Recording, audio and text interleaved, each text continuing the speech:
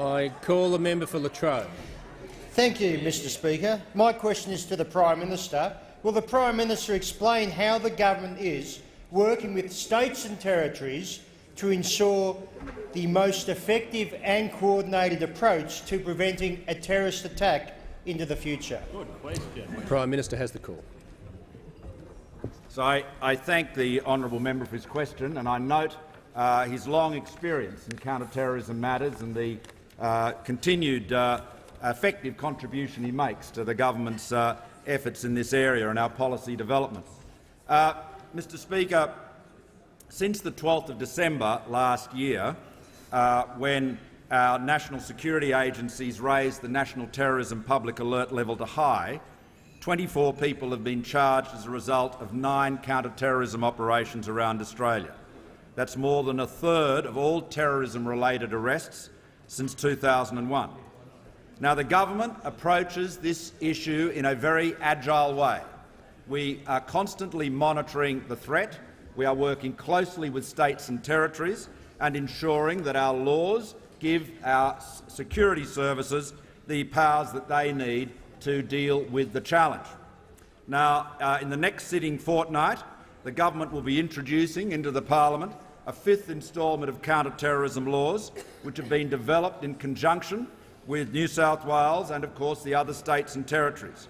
It was foreshadowed by the Attorney-General at the Countering Violent Extremism Summit in June this year. The bill will, among other things, lower the age for a control order from 16 to 14 years of age. It will facilitate the monitoring of individuals subject to control orders, provide greater protection to sensitive information in control order proceedings and protect against the incitement of genocide. It has been the result of a very thorough period of consultation. As long ago as June this year, the Attorney-General announced the foreshadowed changes for introduction. They were approved by the National Security Committee of Cabinet in June. In August, the New South Wales Premier, Mr Baird, wrote to the former Prime Minister, Mr Abbott, proposing further changes, and draft provisions were circulated to states and territories in early September. Shortly after that, Mr Abbott responded positively to the New South Wales Premier's letter, stating some of the issues were already dealt with in the proposed bill and other issues would be pursued as a matter of priority through the Australia-New Zealand Counter-Terrorism Committee. And on the 9th of September and the 9th of October, the Commonwealth has hosted video conferences with states and territories to continue this consultation.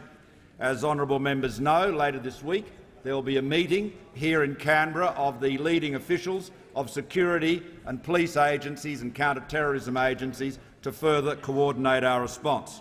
So there is complete cooperation, consultation between all of the relevant agencies in Australia, and I thank all of the states and territories agencies for their collaboration and help with the Commonwealth in this vital matter of national security.